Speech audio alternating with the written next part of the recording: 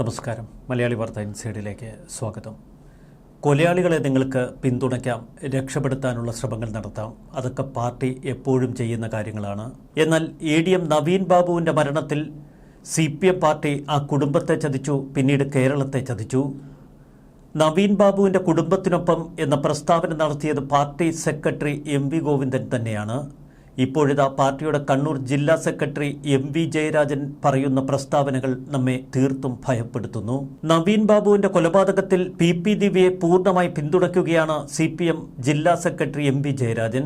Kannur DC ഓഫീസിൽ നടത്തിയ വാർത്താ സമ്മേളനത്തിൽ പച്ചയ്ക്ക് MV ജയരാജൻ പലതും വിളിച്ചു പറഞ്ഞു. നവീൻ ബാബുവിന്റെ കുടുംബം നവീൻ ബാബുവിൻ്റേത് ഒരു കൊലപാതകമാണ് എന്ന ആരോപണം ഉയർത്തിയ സാഹചര്യത്തിൽ നവീൻ ബാബുവിന്റെ കുടുംബത്തിന്റെ ഹർജി ദിവ്യയ്ക്ക് അനുകൂലമായി എന്ന് MV ജയരാജൻ പറയുന്നു. ഇനി ദിവ്യ കുറ്റവാളിയല്ലല്ലോ, കൊന്നു കെട്ടിത്തൂക്കിയവർ വേറെയുണ്ടല്ലോ. ഇതാണ് MV ജയരാജൻ പറഞ്ഞതിന്റെ സാരം. കുടുംബത്തിന്റെ ഹർജിയിൽ നവീൻ ബാബുവിനെ കൊന്ന് കെട്ടിത്തൂക്കിയതാണ് എന്ന് പറയുന്നു. അതിന്റെ മറ്റൊരർത്ഥം PP ദിവ്യ കുറ്റക്കാരിയല്ല എന്ന് തന്നെ. ദിവ്യയുടെ പേരിലുള്ള കുറ്റം ആത്മഹത്യാ പ്രേരണ കുറ്റമാണല്ലോ. ഇതാണ് MV ജയരാജന്റെ വാദം. അതുകൊണ്ട് PP ദിവ്യ കുറ്റക്കാരിയല്ലത്രേ. PP ദിവ്യക്കെതിരെ ഇതുവരെ കൊന്നു കെട്ടിത്തൂക്കി എന്ന ആരോപണം ഉയർന്നിട്ടില്ല. കൊലപാതകമാണെങ്കിൽ ആരാണത് ചെയ്തത് എന്ന് അന്വേഷിക്കണം. ആരായാലും അന്വേഷണം നടക്കണം. CBI അന്വേഷണത്തിൽ തീരുമാനമെടുക്കേണ്ടത് കോടതിയാണ്. നവീൻ ബാബുവിനെ ഞങ്ങൾക്കറിയുന്നത് പോലെ മാധ്യമങ്ങൾക്കറിയില്ല എന്ന് MV ജയരാജൻ പച്ചയ്ക്ക് പറയുന്നു. ഒരു കുടുംബത്തെ ഇത്രയധികം വേദനിപ്പിക്കുന്ന വാക്കുകൾ മറ്റൊരു നേതാവും അടുത്ത കാലത്തൊന്നും പറഞ്ഞിട്ടില്ല. കൈക്കൂലി വാങ്ങാത്തതാണ് നവീൻ ബാബുവിന്റെ ചരിത്രം. എന്നാൽ ഉയർന്നു വന്ന ആരോപണം നവീൻ ബാബു കൈക്കൂലി വാങ്ങിയെന്ന്. അതിന്റെ സത്യം എന്താണ് എന്ന് ഞങ്ങൾക്കറിയില്ല. നവീൻ ബാബു കൈക്കൂലി വാങ്ങിയിട്ടുണ്ടെങ്കിലും PP ദിവ്യയുടെ പ്രസംഗത്തിലെ അവസാന ഭാഗം ശരിയായില്ല എന്ന് MV ജയരാജൻ കൂട്ടിച്ചേർത്തു.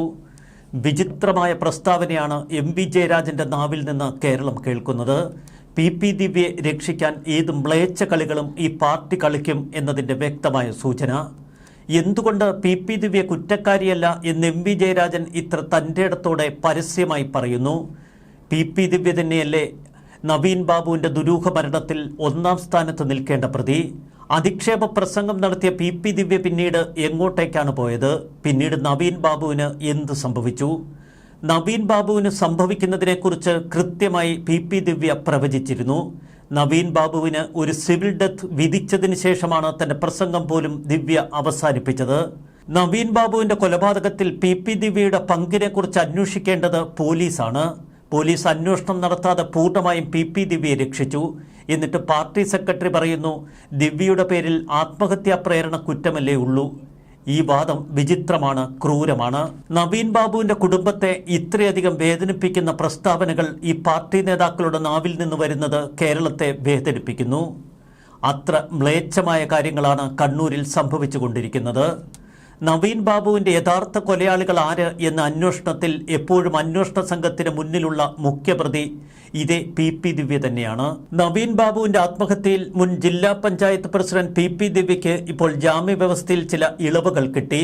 കണ്ണൂർ ജില്ല വിട്ടുപോകുന്നതിന് തടസ്സമില്ലെന്നും ജില്ലാ പഞ്ചായത്ത് യോഗങ്ങളിൽ പങ്കെടുക്കാമെന്നും ഇളവുകളിൽ പറയുന്നു. തിങ്കളാഴ്ചകളിൽ അന്വേഷണോദ്യോഗസ്ഥന് മുന്നിൽ ഹാജരാകണമെന്ന വ്യവസ്ഥയ്ക്കും ഇളവ് നൽകി. ഇനി ആവശ്യപ്പെടുമ്പോൾ മാത്രം ഹാജരായാൽ മതി. ചുരുക്കത്തിൽ സംഗതിയൊക്കെ സ്വസ്ഥമായി.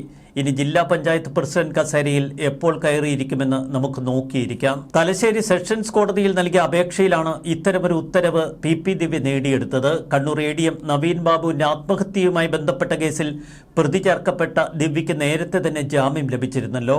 ഇതിനിടയിൽ ചില ഉത്തരവാദിത്തങ്ങൾ ജില്ലാ പഞ്ചായത്തിൽ PP ദിവ്യയ്ക്ക് നൽകുന്നു എന്ന വാർത്ത 2 ദിവസങ്ങൾക്ക് മുൻപ് ഞെട്ടലോടെ നമ്മൾ കേട്ടു. എല്ലാം ആസൂത്രിതമെന്ന് വ്യക്തമാണ്.